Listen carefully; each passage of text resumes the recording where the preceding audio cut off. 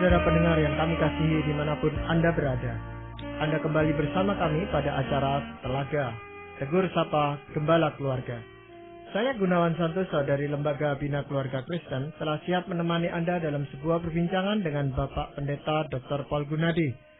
Beliau adalah seorang pakar dalam bidang konseling dan dosen di Seminari Alkitab Asia Tenggara, Malang. Kali ini kami akan berbincang-bincang tentang sikap lemah dan pasif dalam kekristenan. Kami percaya acara ini pasti sangat bermanfaat bagi kita sekalian dan dari studio kami mengucapkan selamat mengikuti. Beberapa tahun yang lalu ada seseorang bernama Rod Shaffer menulis tentang sikap pasif di dalam kekristenan. Dalam tulisannya itu, Rod Shaffer mengemukakan pengamatannya bahwa ternyata telah berkembang sikap pasif di kalangan orang-orang Kristen. Sikap pasif yang akhirnya melumpuhkan orang Kristen dalam kehidupannya. Nah, apa yang dia maksud dengan sikap pasif ini? Yang dia maksud adalah kegagalan kita mendaya gunakan sepenuhnya karunia yang Tuhan berikan kepada kita. Atau kegagalan kita untuk hidup sepenuhnya seperti yang Tuhan kehendaki. Nah, pertanyaannya, mengapa sampai muncul sikap-sikap pasif ini? Rod Shaffer mengemukakan bahwa ada kalanya kita ini takut akan penilaian orang. Nah, gara-gara takut akan penilaian orang, kita nggak melakukan hal yang kita bisa lakukan dan seharusnya lakukan.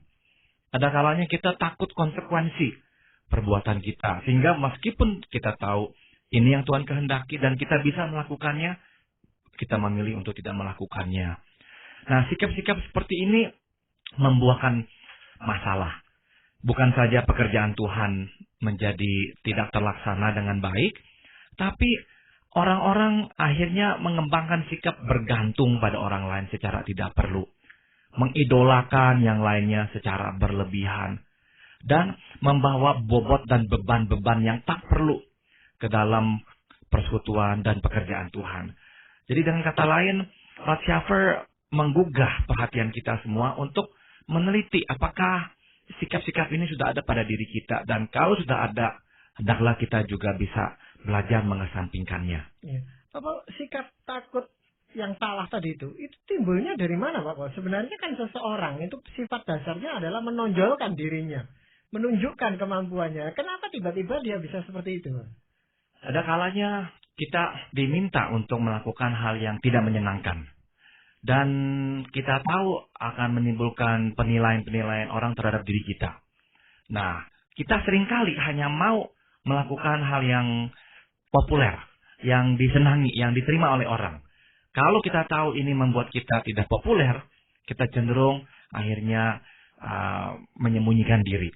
Nah, disinilah kita dituntut untuk menjadi orang yang aktif, bukan yang pasif. Apakah ada kekeliruan penafsiran atau pendapat bahwa seseorang yang menjadi Kristen atau orang yang menjadi rohani itu harus lemah lembut itu, Pak? Saya kira tepat sekali, Pak Gunawan. Jadi dasarnya adalah pemahaman yang keliru. Seringkali kita ini mengidentikan lemah lembut dengan lemah. Tuhan memanggil orang Kristen untuk menjadi orang yang lemah lembut. Tapi saya kira Alkitab jelas ya, tidak mengatakan Tuhan memanggil kita untuk menjadi orang yang lemah. Tidak. Jadi kita perlu membedakan kedua hal itu dengan jelas pada awalnya. Lemah lembut tidak identik dengan lemah. Ada lagi yang bingung dengan rendah diri dan rendah hati. Tuhan memanggil kita untuk rendah hati, tetapi banyak orang Kristen ini justru Bapak yang nampaknya itu rendah diri dia. Betul sekali. Jadi ini adalah salah satu buah sikap pasif tadi, Pak Gunawan. Jadi orang berkata, oh saya tidak bisa, oh jangan sayalah, oh saya tidak mempunyai kemampuan. Seolah-olah rendah hati. Tapi sebetulnya lebih muncul karena rendah diri. Tidak percaya bahwa dia itu bisa melakukannya.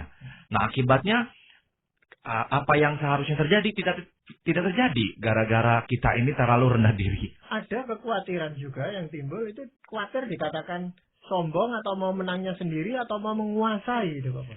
Tepat sekali, kita adalah orang yang nggak nyaman dengan perkataan atau penilaian diri kuat. Kita nggak nyaman dengan konsep bahwa kita ini kuat. Kita takut sekali dituduh orang sombong kalau kita merasakan bahwa kita kuat. Dan memang seolah-olah di dunia kekristenan kita ini telah menebarkan ya konsep yang tidak alkitabiah. Konsep bahwa seharusnya lah orang itu lemah. Waktu seseorang berkata, saya rasa saya mampu melakukannya. Ini lebih sering ditafsir, engkau ingin menonjolkan diri. Jadi sikap yang lebih terpuji adalah, jangan saya nggak bisa apa-apa kok. Yang akhirnya hanyalah mengulur waktu dan menambah ketidakefisienan. Iya. Apa ada contoh konkret atau petunjuk konkret dari Alkitab Pak Paul tentang penyebab dari kesalahpahaman itu? Yang pertama adalah yang akan saya ambil dari 2 Korintus pasal 12 ayat 9 dan 10. Di sini tercatat, tetapi jawab Tuhan kepadaku, cukuplah kasih karuniaku bagimu, sebab justru dalam kelemahanlah kuasaku menjadi sempurna. Sebab itu terlebih suka aku bermegah atas kelemahanku, supaya kuasa Kristus turun menaungi aku. Karena itu aku senang dan rela di dalam kelemahan, di dalam siksaan, di dalam kesukaran, di dalam penganiayaan, dan kesesakan oleh karena Kristus. Sebab jika aku lemah, maka aku kuat. Yang pertama yang kita harus perhatikan dengan baik adalah Paulus di sini tidak memanggil dirinya lemah. Paulus tidak mengelabelkan dia adalah orang yang lemah. Paulus dengan spesifik membicarakan situasi tertentu dalam kehidupannya, yaitu situasi yang menyiksanya, situasi yang sedang menganiayanya. Dengan kata lain, dia dalam keadaan menderita. Nah, dia mengemukakan dalam keadaan menderita seperti itu demi Kristus, memang dia merasa lemah. Sebab kita tahu dalam penderitaan yang menerpa kita dan menyiksa kita, tidak bisa tidak kita akan merasa lemah. Jadi sekali lagi, lemah di sini bukan berarti secara keseluruhan Paulus itu menganggap dirinya orang yang lemah. Dia sedang membicarakan dalam kondisi tersiksa. Dia lemah. Dan ini adalah hal yang sangat manusiawi sekali. Namun, seringkali kita ini salah mengerti hal ini. Seakan-akan, Paulus ini sedang mengatakan saya senang jadi orang yang lemah. Bukan, Paulus sedang membicarakan secara spesifik kondisi tersebut. Kondisi yang sedang menyiksanya itu. Nah, jadi yang dia maksud lemah, bukannya diri dia secara keseluruhan. Jangan sampai kita salah tafsir. Bahwa yang Tuhan inginkan adalah kita ini lemah. Dan orang yang menganggap dirinya kuat sudah pasti itu adalah orang yang sombong dan salah. Iya. Memang beberapa kali kita membaca kesaksian Paulus sendiri bahwa dia memegahkan diri seolah-olah, nah itu kalau dibaca sepintas kan seperti orang sombong gitu Pak Paul ya. Nah, tetapi juga ada pemahaman yang benar tentunya tentang sikap lemah itu sebenarnya. Itu bagaimana Pak Paul? Betul sekali Pak Gunawan. Paulus memang berkata dalam kondisi tersiksa itu dia lemah. Karena pada saat itulah kuasa Tuhan dinyatakan dengan lebih jelas. Karena apa? Dalam keadaan dia terkuras. Waktu kuasa Tuhan datang, kuasa Tuhan itu memberikan dia tenaga. Bangkit kembali. Dengan kata lain dia lebih melihat curahan kuasa Tuhan. Saya berikan suatu pengibaratan. Kalau kendaraan kita ini kehabisan bensin, tinggal sisanya itu 0,5 liter. Dan kapasitas mobil kita adalah misalnya 40 liter. Waktu diisi bisa masuk 40 liter. Tapi kalau misalkan kita mengisi 20 liter, sebab sudah ada 20 liter dalam tangki kita. Sudah tentu yang hanya bisa masuk ya segitu 20 liter. Jadi Paulus sudah membicarakan hal yang sangat-sangat bersifat fakta. Waktu dia menderita, kekuatannya habis. Dia bisa menerima kekuatan Tuhan yang jauh lebih besar. Makanya Tuhan berkata, kekuatanku dibuat sempurna. Artinya diberikan dengan begitu jelas. Berikutnya yang Paulus juga katakan adalah, dia bukannya orang yang lemah. Tapi yang dia mau katakan, dibandingkan dengan kekuatan Tuhan, dia orang yang lemah. Dibandingkan dengan kekuatan Tuhan, kekuatannya itu jauh lebih kecil. Nah, jadi kita sebagai orang Kristen bisa berkata, saya lemah dalam perbandingan dengan Tuhan. Kekuatanku sangat kecil dibandingkan dengan kekuatan Tuhan. Tapi, enggak berarti sayanya sendiri orang yang lemah dalam hidup ini. Ya, ada memang kelemahan yang dirasakan Rasul Paulus karena memang dia tidak bisa lagi mengatasinya. Ya Pak Paulus seperti dia sudah minta kepada Tuhan untuk mencabut duri di dalam dagingnya dan Tuhan bilang cukup. Jadi dia menyadari akan kelemahan itu, tapi dia merasakan kuasa Tuhan itu. Nah, apakah dalam hal ini, Pak Paul, seseorang itu harus menyadari kelemahannya seperti itu? Saya kira ada baiknya dan selalu baik bagi orang Kristen atau bagi semua orang ya, untuk menyadari kelemahannya. Sehingga nomor satu, dia bisa terus membawa kelemahan itu di dalam doa. Sehingga kelemahan itu tidak menjatuhkan kita. Kelemahan tidak identik dengan kejatuhan. Orang yang tidak menyadari kelemahannya berpotensi besar untuk jatuh. Tapi orang yang menyadari kelemahannya memperkecil kemungkinan dia jatuh. Karena dia selalu bawakan itu dalam doanya. Dan ini yang terjadi pada Paulus. Dia terus meminta Tuhan. Dia terus berdoa kepada Tuhan. Membawakan kelemahannya itu di dalam doanya. Nah, terus Tuhan juga memberikan kata-kata penghiburan dan kekuatannya. Dengan yang kita telah baca tadi itu ya. Cukuplah anugerahku bagimu. Iya. Nah, Paulus sendiri menyadari bahwa kelemahan itu diizinkan oleh Tuhan ada di dalam dirinya supaya dia tidak jadi sombong, katanya Pak Paul. Ya. Tepat sekali. Nah, dalam hal ini, apakah ada contoh lain di dalam Alkitab? Kita tadi sudah cukup banyak bicara tentang Paulus. Tetapi saya kan yakin sekali bahwa bukan satu-satunya itu Paulus itu yang ada di dalam Alkitab. Karena ini konsep umum saya rasa. Jadi kita ini perlu sekali lagi ya kembali terus ke Alkitab. Ada hal-hal yang terlalu terbiasa kita ini serap. Dan kita anggap itulah kebenaran. Nah, ada baiknya sekali-sekali kita kembali melihat apa yang firman Tuhan katakan. Mengenai orang-orang yang berkata lebih baik kita ini lemah. Mari kita lihat contoh-contoh di Alkitab. Alkitab memberi kita beberapa tokoh-tokoh yang menunjukkan mereka itu orang yang kuat. Bukan orang yang lemah. Misalnya, kita tahu Yusuf menderita luar biasa sejak usia mudanya. Dan dia akhirnya bertahan dalam waktu Tuhan, dia menjadi seorang Perdana Menteri di Mesir. Dia bukan orang yang lemah. Dia mungkin saja depresi berat, tapi dia tidak membiarkan dirinya larut dalam kesedihan. Contoh yang lain, Daniel. Meskipun ditentang, suatu dia tetap berdoa kepada Allah. Tetap dia berdoa kepada Allah. Dia tidak mengkompromikan kepercayaannya. Kita melihat misalnya Musa juga harus menghadapi Raja Firaun. Tetap dia jalan. Tetap dia nggak takut. Jadi contoh-contoh itu memberikan kita satu kejelasan bahwa anak-anak Tuhan justru adalah orang-orang yang kuat, yang tabah, yang tegar sekali. Waktu mereka ini datang meminta kekuatan Tuhan, tidak berarti mereka itu menjadi orang yang ketakutan, lemah. Enggak, mereka akan diisi dan berani lagi keluar. Ada waktunya memang kita ini lemah. Ada waktunya kita takut. Kita ini tidak sempurna. Contoh yang jelas adalah Elia. Waktu Isabel hendak membunuhnya, dia lari, dia ketakutan.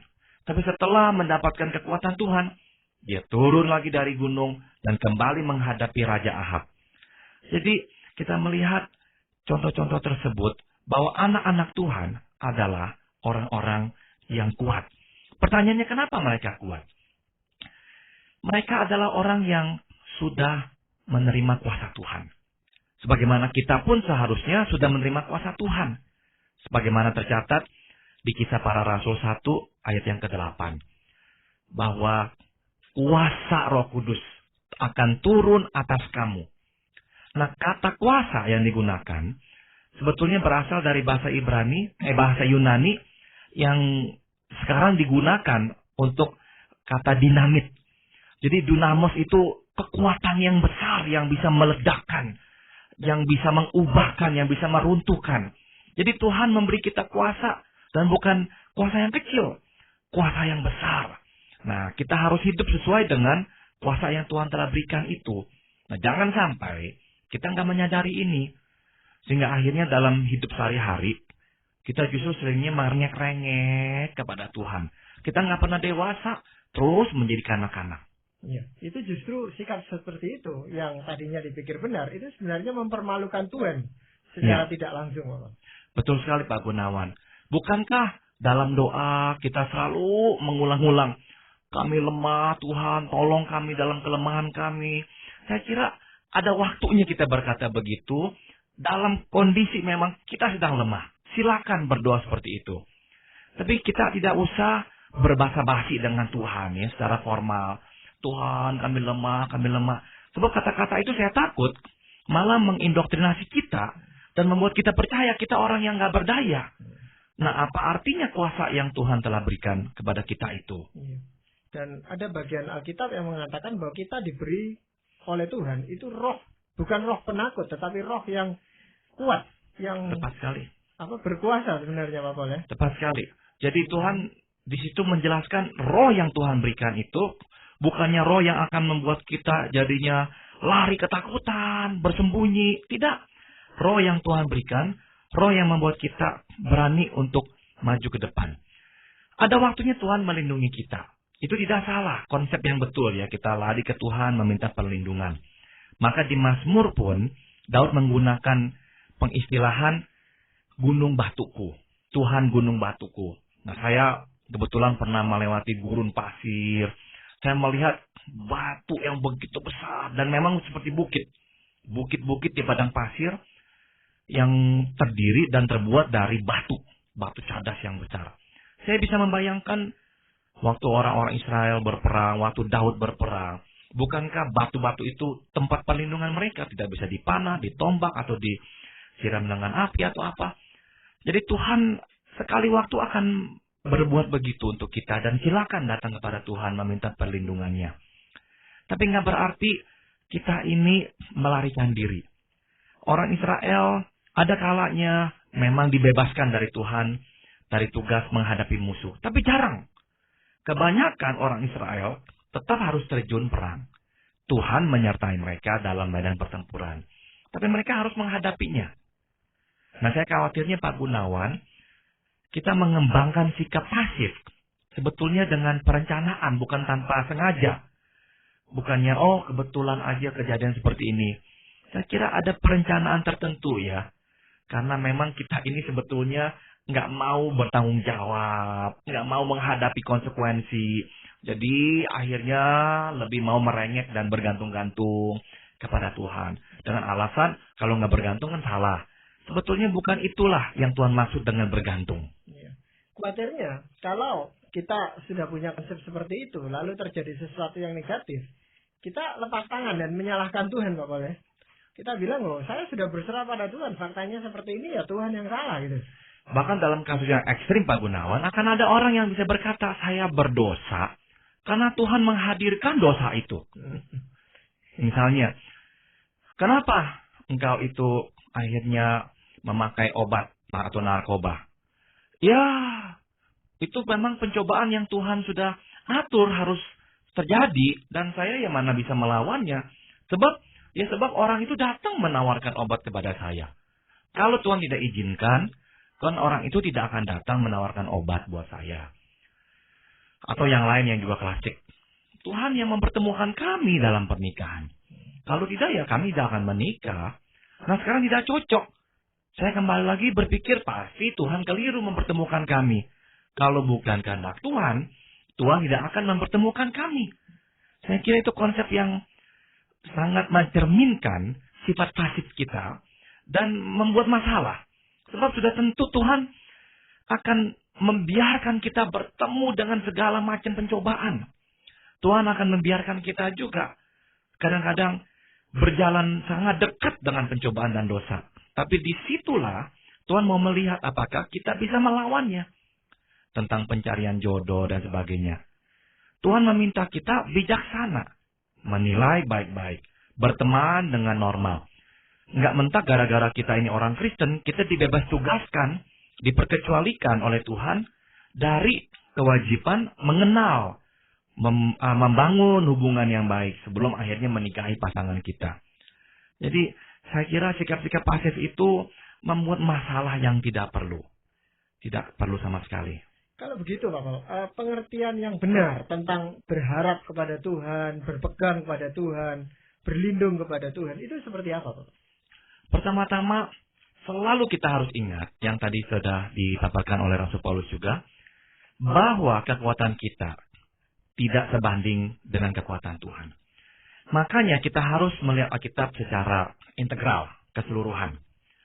Di Amsal pasal 3 ayat 5 dan 6, kita bisa membaca bahwa kita harus mengakui Tuhan dalam segala jalan kita. Kita tidak seharusnya mengandalkan hanya pengertian kita. Nah, artinya apa di situ? Jangan sampai kita berpikir pengertianku yang paling utama.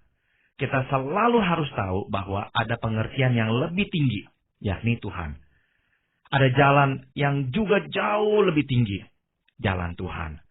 Dan ada kuasa yang jauh lebih besar, yakni kuasa Tuhan. Jadi manusia senantiasa harus menyadari batasnya. Tapi setelah menyadari batasnya, manusia boleh bertindak dan meminta Tuhan terus menuntun dalam tindakan-tindakan itu. Jangan sampai kita akhirnya hanya duduk berdiam diri dan berkata, Tuhan engkau nggak melakukannya. Ya akhirnya sampai akhirnya tidak ada apa-apa yang terjadi. Sebab kita nggak jalan, kita nggak bertindak. Nah, jadi tetap jalan. Kalau Tuhan tidak kehendaki dan kita sudah bawakan dalam doa, Tuhan akan bisa menghentikannya. Tuhan akan bisa berkata jalannya keliru. Contohnya Rasul Paulus. Dia ingin mengabarkan Injil ke Asia. Dan dia sudah merencanakannya. Berdoa tidak? Sudah berdoa. Diutus tidak oleh jemaat. Diutus, didoakan dan sebagainya. Tapi sampai titik akhir, sebelum dia berangkat, dia mendapatkan mimpi. Dan dalam mimpi itu jelas Tuhan memanggil dia ke benua Eropa. Karena benua Eropa saat itu belum mendengarkan Injil Tuhan. Jadi Paulus mengubah rencananya. Dan kata lain kita melihat Paulus orang yang aktif. Dia tidak hanya berlipat tangan dan menunggu-nunggu wahyu Tuhan, kapan dia harus berangkat. Tidak. Dia merencanakan untuk berangkat. Sampai titik akhir kalau memang bukan jalan Tuhan, ya dia ubah. Waktu dia perjalanan yang pertama, dia pergi ke banyak tempat di Asia. Memang Tuhan mengizinkan dan akhirnya dia benar-benar pergi. Seperti itu jadinya kita bersandarnya Pak Gunawan. Kita minta Tuhan memimpin, kita akui kita terbatas, kita minta kehendak Tuhan yang jadi. Tapi nggak berarti kita berpangku tangan. Silakan jalan. Dan Tuhan akan memimpin, Tuhan mengarahkan kembali atau Tuhan menghentikan. Kalau memang itu bukan kehendak Tuhan. Iya. Jadi penting sekali untuk mengetahui batas-batasnya. Supaya seseorang tidak terlanjur melampaui kemampuan atau kehendak Tuhan. Tetapi juga tidak duduk bersikap pasif gitu. Sehingga seperti pertanyaan Tuhan kepada Elia itu, kerjamu apa di sini? Cuman diam-diam aja, padahal sebenarnya ada banyak tugas yang harus dia kerjakan. Jadi saya yakin sekali Tuhan sedang membangunkan kita untuk melakukan pekerjaan-pekerjaan besar yang sudah disiapkan untuk kita. Jadi demikianlah tadi saudara-saudara pendengar, Anda telah mengikuti perbincangan saya dengan Bapak Pendeta Dr. Paul Gunadi dalam acara Telaga, Tegur Sapa Gembala Keluarga. Kami baru saja berbincang-bincang tentang sikap lemah dan pasif dalam kekristenan. Bagi Anda yang berminat untuk mengetahui acara ini lebih lanjut, kami persilakan Anda menghubungi kami lewat surat. Alamatkan surat Anda ke Lembaga Bina Keluarga Kristen atau LBKK Jalan Cimanuk 58 Malang. Kami berterima kasih untuk surat-surat saran-saran yang Anda sudah sampaikan kepada kami, dan kami mohon maaf serta mohon kesabaran Anda menunggu jawaban surat-surat itu. Namun saran-saran, pertanyaan serta tanggapan Anda masih sangat kami nantikan. Dan akhirnya dari studio kami ucapkan terima kasih atas perhatian Anda dan dengan Bapak Pendeta Dr. Paul Gunadi dalam acara Telaga, Tegur Sapa Gembala Keluarga. Kami baru saja berbincang-bincang tentang sikap lemah dan pasif dalam kekristenan. Bagi Anda yang berminat untuk mengetahui acara ini lebih lanjut, kami persilakan Anda menghubungi kami lewat surat. Alamatkan surat Anda ke Lembaga Bina Keluarga Kristen atau LBKK Jalan Cimanuk 58, Malang. Kami berterima kasih untuk surat-surat saran-saran yang Anda sudah sampaikan kepada kami, dan kami mohon maaf serta mohon kesabaran Anda menunggu jawaban surat-surat itu. Namun, saran-saran, pertanyaan, serta tanggapan Anda masih sangat kami nantikan. Dan akhirnya dari studio kami ucapkan terima kasih atas perhatian Anda dan dengan Bapak Pendeta Dr. Paul Gunadi dalam acara Telaga, Tegur Sapa Gembala Keluarga. Kami baru saja berbincang-bincang tentang sikap lemah dan pasif dalam kekristenan. Bagi Anda yang berminat untuk mengetahui acara ini lebih lanjut, kami persilakan Anda menghubungi kami lewat surat. Alamatkan surat Anda ke Lembaga Bina Keluarga Kristen atau LBKK Jalan Cimanuk 58, Malang. Kami berterima kasih untuk surat-surat saran-saran yang Anda sudah sampaikan kepada kami, dan kami mohon maaf serta mohon kesabaran Anda menunggu jawaban surat-surat itu. Namun, saran-saran, pertanyaan, serta tanggapan Anda masih sangat kami nantikan. Dan akhirnya dari studio kami ucapkan terima kasih atas perhatian Anda dan dengan Bapak Pendeta Dr. Paul Gunadi dalam acara Telaga, Tegur Sapa Gembala Keluarga. Kami baru saja berbincang-bincang tentang sikap lemah dan pasif dalam kekristenan. Bagi Anda yang berminat untuk mengetahui acara ini lebih lanjut, kami persilakan Anda menghubungi kami lewat surat. Alamatkan surat Anda ke Lembaga Bina Keluarga Kristen atau LBKK Jalan Cimanuk 58, Malang. Kami berterima kasih untuk surat-surat saran-saran yang Anda sudah sampaikan kepada kami, dan kami mohon maaf serta mohon kesabaran Anda menunggu jawaban surat-surat itu. Namun, saran-saran, pertanyaan, serta tanggapan Anda masih sangat kami nantikan. Dan akhirnya dari studio kami ucapkan terima kasih atas perhatian Anda dan dengan Bapak Pendeta Dr. Paul Gunadi dalam acara Telaga, Tegur Sapa Gembala Keluarga. Kami baru saja berbincang-bincang tentang sikap lemah dan pasif dalam kekristenan. Bagi Anda yang berminat untuk mengetahui acara